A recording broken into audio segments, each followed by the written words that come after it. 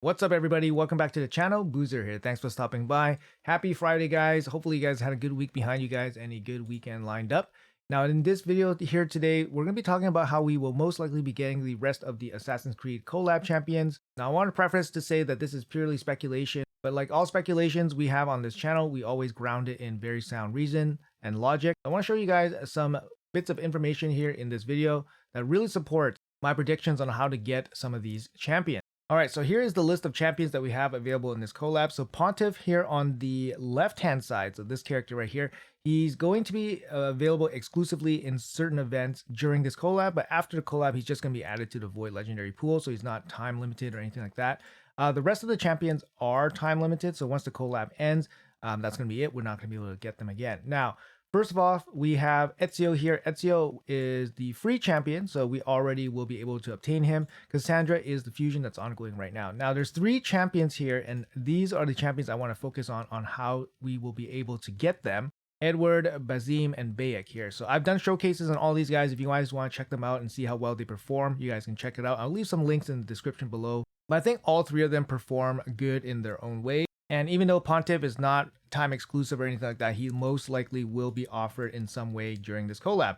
Now, first, before I go into my predictions on how to obtain these champions, I want to give you guys why I think what I think. And in order to come up with accurate kind of predictions, we go into the past, we dig up all the data sets that we have, and then we try to formulate a logical prediction. Right, so first, let's jump into this. This is our first ever collab we've ever had. So I compiled all of our collab information that we had up to date. Our first collab happened in the beginning of 2024, about 2 years ago, and it's going to be the Monster Hunter collab.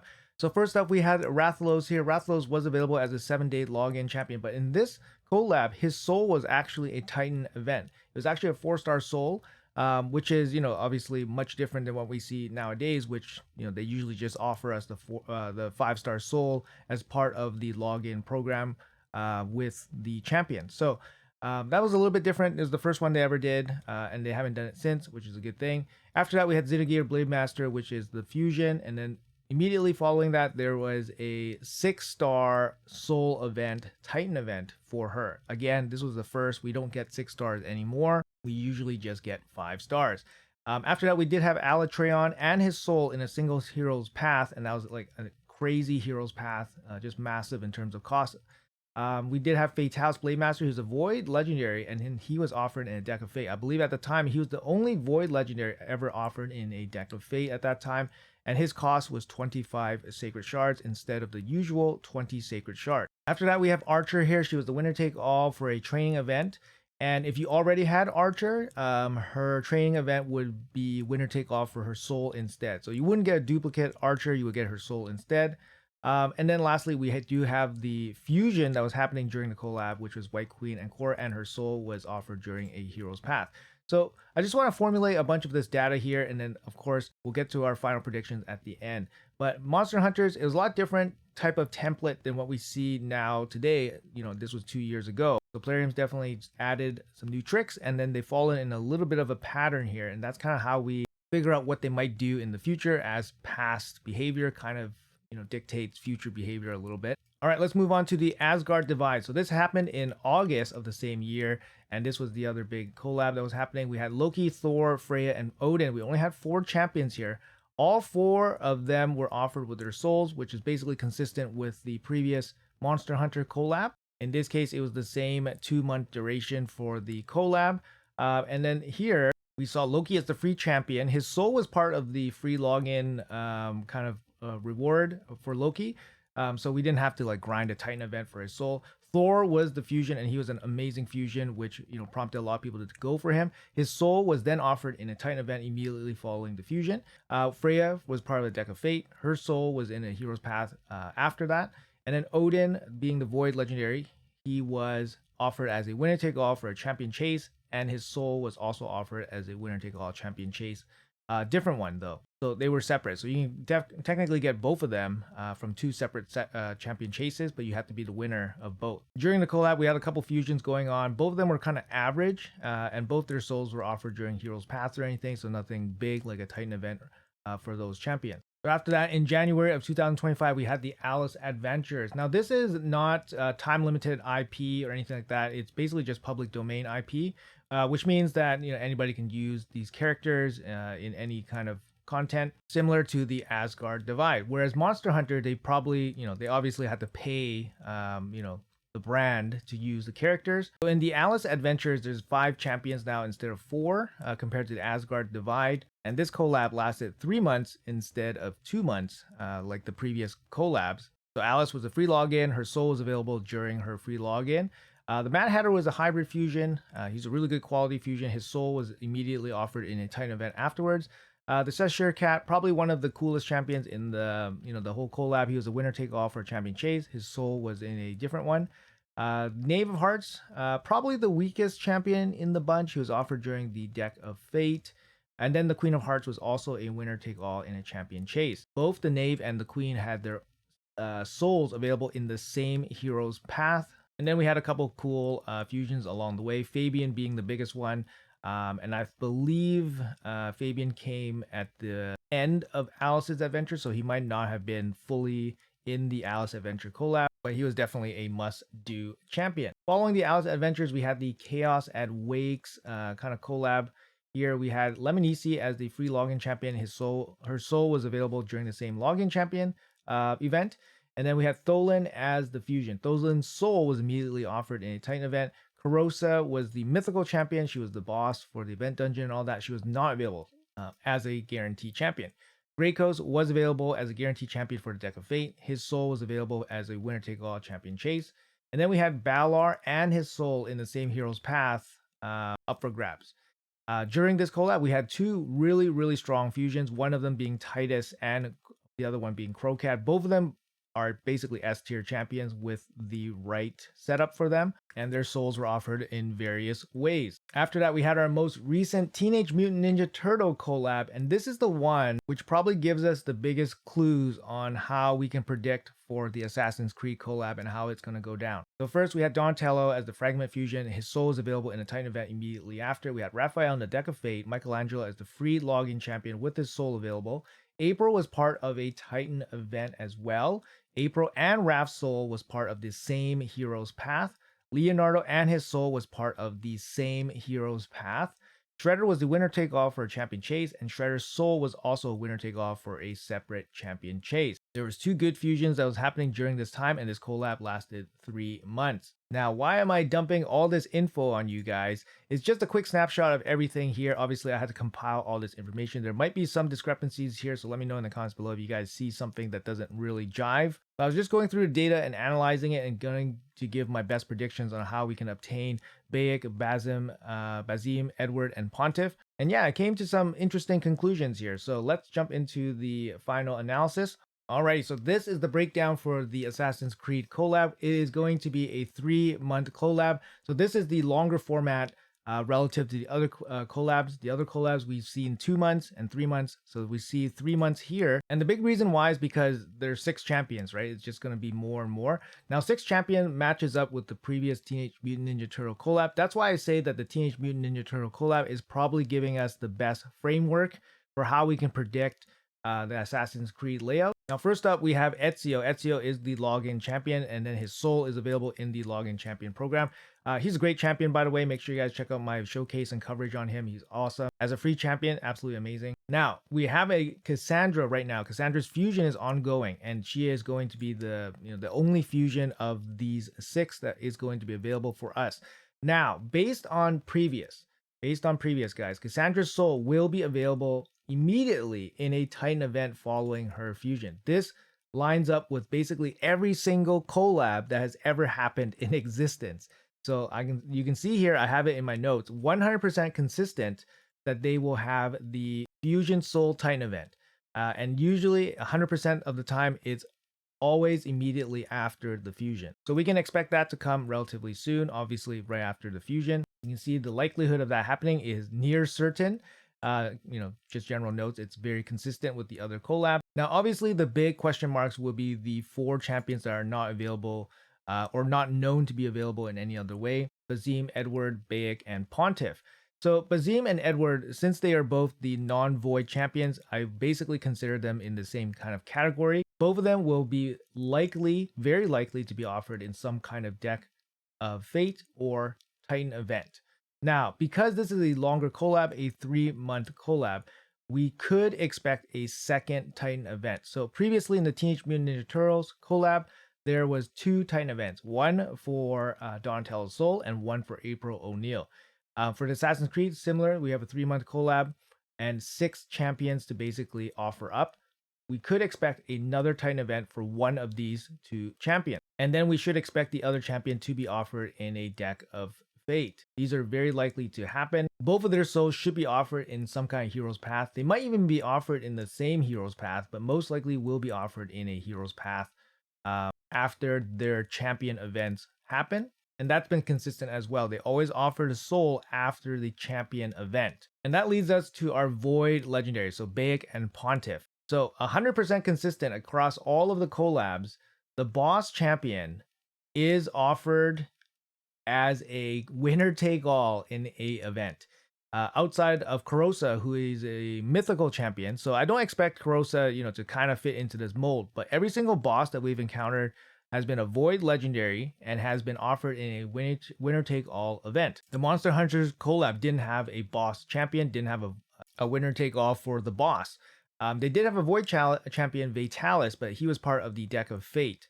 And that was the first collab ever. So there's definitely some, different things that was happening. Maybe Plarium was trying some different things on the initial Monster Hunter collab. But ever since, it's just been the Void boss champion being offered in a winner-take-all. Most likely champion chase. So I'm gonna say Pontiff, near certain that it's probably gonna be a winner take all, most likely a champion chase. His soul is probably going to be a winner take all as well, just because putting a event specifically for a champion that is a winner take all, it's probably gonna be a low engagement event, for example. So I could see it being just a winner take all for his soul. Now Baek is probably this collab's Leonardo and should be the prize from this entire collab.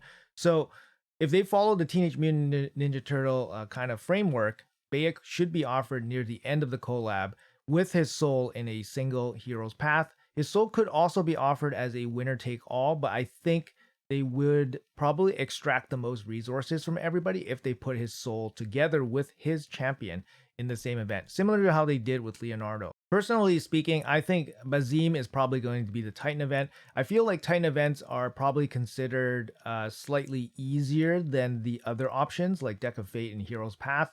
Obviously, winner take all is very, very difficult. But I believe Titan event, because the events are spaced out over 2, 3, 2.5 weeks, it's just more likely that more people would be able to do those events to try to get the champion. So I feel like Bazim is probably going to be the Titan event champion, and then Edward likely would be a Deck of Fate champion in that case. And in this case, if he were to be a Deck of Fate champion, I would say he's probably going to be obtained through the harder resources such as Soul Stones.